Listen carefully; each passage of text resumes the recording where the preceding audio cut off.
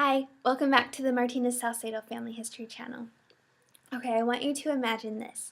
Imagine that you're 25 years old and you're crossing the border into a country where you don't speak the language.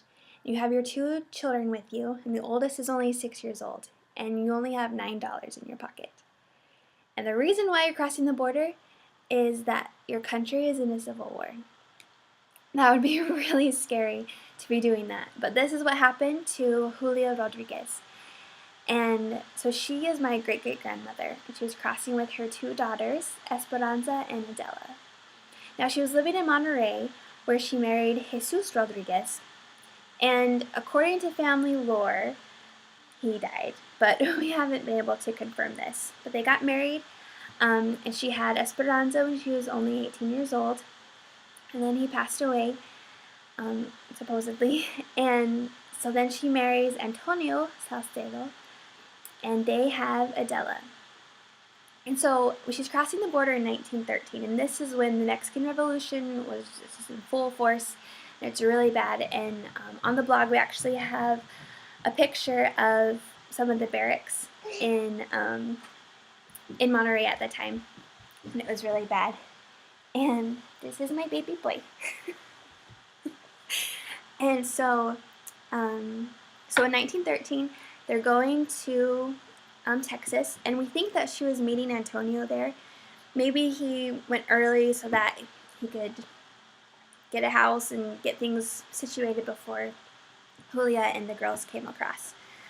So they're actually living with Jesus, which is Antonio's brother, and Isabel Flores, which is Antonio's mother. And so Isabel was the one that we talked about in a previous video. And so they're living there in San Antonio, and they have a daughter, and they name her Isabel after Antonio's mother, which Isabel, the grandmother, had actually died a couple years before the young Isabel was born. And so then they have another daughter, Francisca, and then they have Juanita and Carmen. And so on the blog, it tells more about where they live. We actually have the exact addresses of their residence, and so that's kind of neat. So if you live there, you can go and check out the places where they lived. And so another family lore is that Julia died giving birth to Carmen. But we found another birth certificate that was actually 2 years after Carmen was born, and which is the same year that Julia had passed away. And so Julia was pregnant, and she had placenta previa, so while she was giving birth, she passed away. And we're not sure if the baby was stillborn, or if the baby had lived a little bit longer and then died. We're not sure. But we know that Julia did not die giving birth to Carmen, but she died giving birth to another baby. And and on her death certificate, which this story I'm going to tell you is kind of showing that death certificates aren't always reliable, because it states her parents' names as S. Rodriguez and T. Veraza. So that's what we thought her parents' names were for a long time.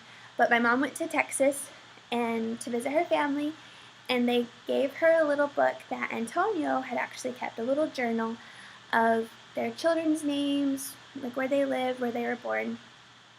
And so we find Adela's birth date with the town that she lived in. So my mom looked up the parish in that town, and we found her christening record.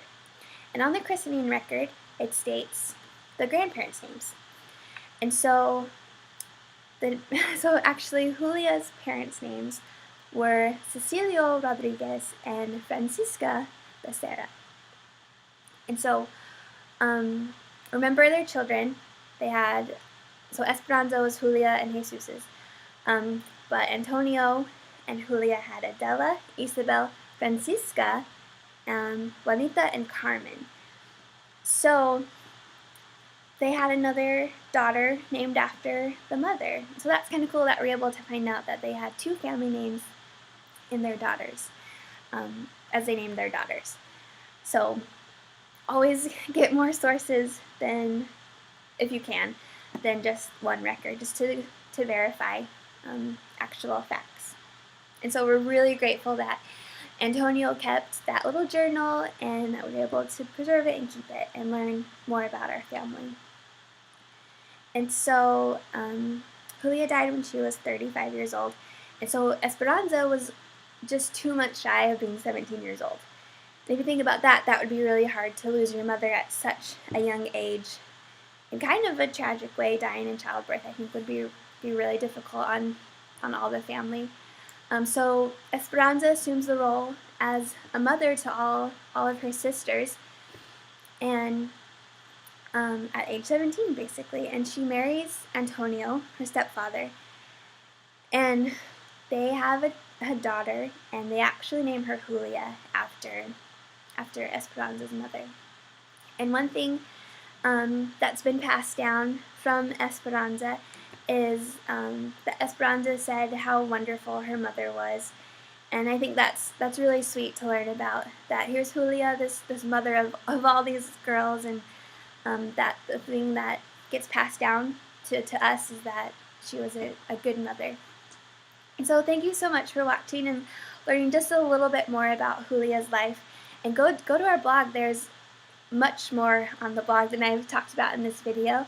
And go ahead and comment below if you have anything to say about Julia's life or anything that you want to learn more about. And I'll put the link to the blog down below into the little section here. But thanks for watching and hope you enjoy it. Thanks!